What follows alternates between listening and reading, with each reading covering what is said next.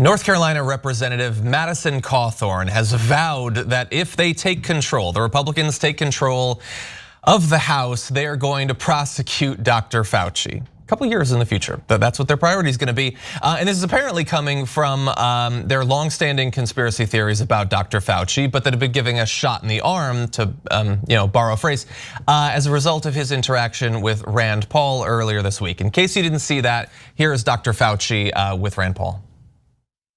Dr. Fauci, knowing that it is a crime to lie to Congress, do you wish to retract your statement of May 11th where you claimed that the NIH never funded gain-of-function research in Wuhan? Senator Paul, I have never lied before the Congress, and I do not retract that statement.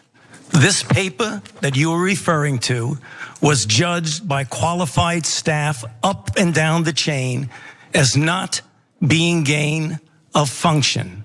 So let me finish. You take an animal virus and you increase its transmissibility to humans. Right. You're saying that's not gain of function? Yeah, that is correct. And Senator Paul, you do not know what you are talking about, quite frankly. And I want to say that officially. You do not know what you are talking about.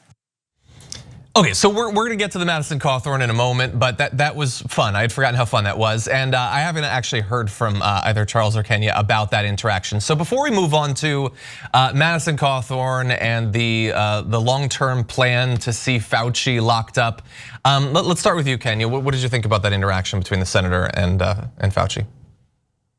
I'm quite surprised even to see the direct aspect of us watching Dr. Fauci just say the obvious, and it shouldn't be a shock to us. Those of us in media who are used to the fallacy of absolute objectivity and whether to call a lie, whether to say something wrong is wrong, to say outright that you do not know what you are talking about. Man, I wish I could use that language for many of the occasions folks feel the need to explain my lived experience as a Black woman. But honestly, it's just, you do not know what you're talking about. And I think that is the plain and simple messaging here, that Dr. Fauci has been adamant in pushing back against Republicans and the GOP now, who are attempting to dial back their own aspect of, they lied and people died, and so now want to find a scapegoat and now want to find elements of the NIH or other leaders who were under the whim of an administration that did not want to be transparent with the American people about the severity of this virus, the ability for it to be transmitted via air at the very beginning.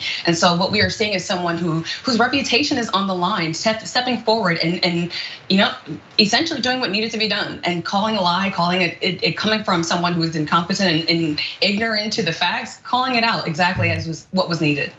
Any thoughts, Charles?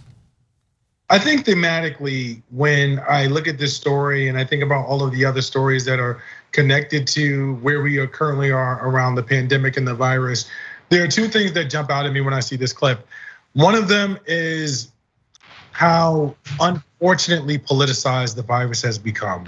And so while the slogan may be that Fauci lied and people died, the reality is we politicized and people died. And I think that folks really don't understand the gravity of how deplorable it is to sacrifice literally millions of human lives at the expense of political expediency and one-upsmanship. And that's what we've seen arguably for the past 18 months, and it's been disgusting. And the fact that we're still in this place where people feel like we can gain political points if we just sort of make this virus and everything that's going on around it politicized in a way that allows us to point our finger at an enemy and then point our supporters to a ballot box. That's just really disgusting. And the second piece of it that sort of strikes at me that has allowed it to be politicized in this way is the death of expertise. We have seen so many people emerge as experts on intravenous viruses and vaccines and medicine and things of that nature. And you ask them, where did they go to med school? And it's like webmd.com. And I mean, as absurd as it sounds, as someone who practices in professional spaces, it is often that I find myself saying, listen, your binge watching of Law and Order or Google searches do not match my legal degree. And I'm not going to debate you on this. And so when you see someone like Fauci get into it with, congressmen, or you see people who are critical of him in terms of not knowing what he's talking about. And in the broader sense, you see people talking about the virtue of masks versus no masks, and there's no science that's backing that up. It all speaks to the death of expertise, whereas because I have a voice, because I have a platform, and because I have the internet, I can basically say whatever it is that I want in whatever vein that I want, and there will be a group of people who will take that as factual. And I think that with respect to the virus, it's just been incredibly dangerous and beyond unfortunate. Yeah, I totally agree with you, the death of expertise. I also think though, like that last year was, I hope the peak of the death of reason. Like, obviously the American people believe a lot of crazy things. They have been led to believe a lot of crazy things, but I think I'm probably wrong. I'm not an expert. I feel like it's worse than it's ever been. If you can believe that Fauci is singularly responsible because he lied. I don't even know exactly which lie they're talking about. The one that they always put on like boards at their press conferences is that he told people that they didn't need to wear masks, which they say like, how dare you tell us that lie to not wear masks? Are you gonna wear a mask? No, I won't, but he lied about it. But then how mad are you about that lie? You don't wanna wear it. That was the bad thing, right? Or whatever the lie was, he's responsible for telling that lie and then saying, I don't want you to get the virus. Whereas everybody is cool on the right with Trump, who spent most of last year saying we need to go herd. We need to go herd, everyone gets it, it's gonna be awesome. Scott Atlas, come on, you'll be my new advisor, you're the new Fauci. They believe that everyone should get the virus. The virus that is apparently so bad that Fauci lying about it means he should go to jail. But Trump advocating for a national strategy where you and your family get the virus is cool. I don't understand that, I never will. I kind of hope that I don't. I feel like to get your brain into that space is like the closing chapters of 1984. But anyway, Madison Cawthorn, coming out of the interaction between Rand Paul and Dr. Fauci, has a strategy going forward for the doctor, and he lays it out in this video. You can just go back and very simply look through the clips of Dr. Fauci speaking back in May or even subsequent months after that, and you can tell he has directly lied to Congress. And so when Dr. Fauci when Dr. Rand Paul gave him the opportunity to actually recant his statements, he declined. And then when Rand Paul started pressing him further and said there will be consequences for those responsible, I'm not sure if you noticed in that clip, but you see his hands start to shake uncontrollably.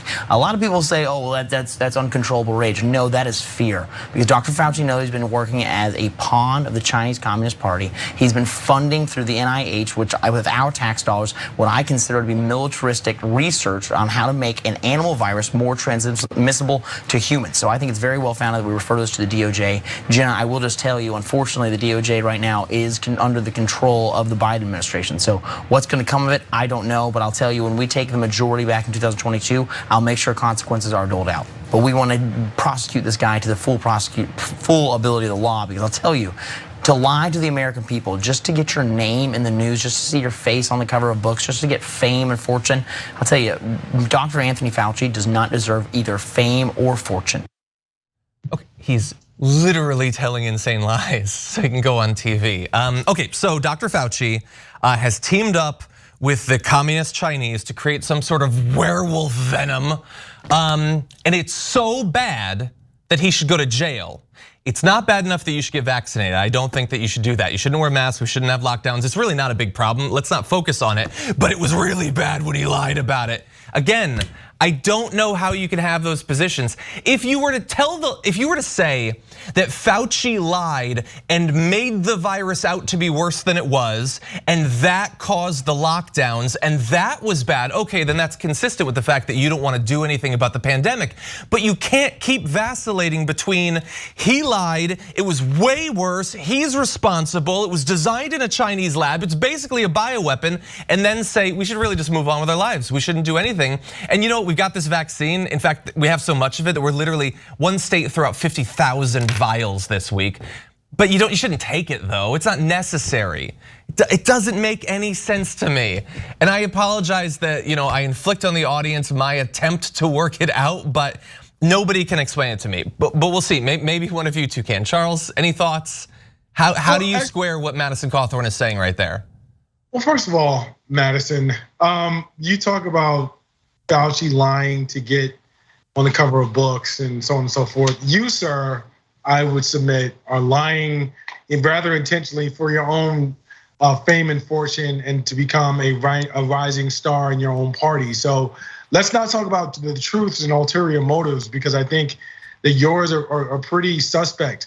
But as you were talking, John, one of the things that I started thinking about was framing. I started to think about the framing of the Affordable Care Act being what it was, and then that being framed, going from being framed as the ACA to being Obamacare, where there were literally people who were walking around talking about, I'm for the ACA, but I'm not down with Obamacare, not realizing that they were the same thing. I am very curious to see if this were framed as a Trump vaccine, in the sense that this was developed allegedly under Operation Warp Speed and introduced allegedly, at the tail end of his tenure in office at his behest. Because let's be clear here, were Donald Trump still in office, he absolutely would be taking credit for this virus, for this vaccine, and he'd be wanting people to get vaccinated. I am curious to understand what other people would be saying if the narrative were different. Yeah, I definitely think that if Trump were president, maybe it would be different. I mean, look, people like Tucker Carlson had already turned rhetorically against the vaccine before inauguration, but who knows? Maybe they would have modulated it. I'm not sure. Kenya, any thoughts about that, or Madison Cawthorn? I essentially echo Charles in that, Representative Cawthorn, there's a couple of questions that I would want to ask, and if we're even just getting to the point of embellishing one's record or lying about about one's personal involvement or lack of thereof in their personal history. I would caution, throwing stones in glass houses when we have discrepancies about the passenger in his 2014 crash, as well as discrepancies about his own history in his own tenure at the Naval Academy. I think if we're opening the floor for scrutinizing folks' records and their involvement or lack thereof in the amping up of their profile and history for political gain, I don't think that this would be the representative to do so. But if we are actually paying closer attention, I think the point here and what we are failing to recognize, or even what is often overlooked, is the obvious dog whistles involved here, and that we at the same time that we saw this virus take over the United States fairly quickly. We saw its origins and its debated origins in China, when we saw conspiracy theories peddled about a lab in Wuhan, when we saw that have lingering impact, substantial impact, and deadly consequences even in Asian American communities across the country, when we saw an uptick, a spike in hate crimes all across the country. We have to pay attention to the obvious dog whistles involved here when we're essentially levying accusations against the head of our coronavirus response and alleging that he is in cahoots somehow with a communist government. These are all dog whistles to amplify that anti-Asian and anti-Asian American rhetoric and hate that has had disastrous consequences across this country. And similarly, like my colleague mentioned, the same way that we would see if this were still a President Trump administration, the same effort to discourage individuals now, the same effort to blame the spread of the virus we're seeing now on unvaccinated communities. Similarly, what we saw, the blame being placed on communities of color in the early days of the initial spread last year. If we had seen a different, if any of us were in a President Trump administration right now, we would continue to see credit be taken for a disastrous lack thereof federal strategy in implementing vaccines. At the time that the Biden administration took over, we knew that the distribution of vaccines were largely placed in the hands of incompetent state and local agencies. And so the same credit that he wants to receive for the essentially what is saving Americans now, we're now seeing be used and pivoted hypocritically to discourage people from getting the vaccine. And this is dangerous rhetoric. In addition to the racist dog whistles that we're hearing, this is continued rhetoric that has disastrous consequences. It's not a matter of pumping up their own personal record, which we know Representative Cawthorn is good for. But this is a matter of policy that is impacting people. Exactly. Yeah, and I'm glad that you're focusing on the continually playing into. I don't know exactly what the mix is of just sort of generalized anti-Asian xenophobia or specifically trying to get people to be terrified against China because that's convenient for certain economic policies that they support, but it's a disgusting mix regardless. And trying to use that, but also trying to drag down Dr. Fauci, one of the few members of the government over the past year and a half that have generated a good deal of goodwill and trust is even more disgusting. All of that, doing all of that, telling these insane lies, again, as Charles pointed out, effectively to get on TV and have the right wing like him is really disgusting. I don't know why most people would want to go down that path. But like Kenya was saying, if the reputation you have right now is generating like an entire veteran politician's amount of scandals in like a year and a half, and also along the way generating a reputation on your university as a guy that no woman should be caught dead alone with, I would probably be looking for any new reputation I could get as well.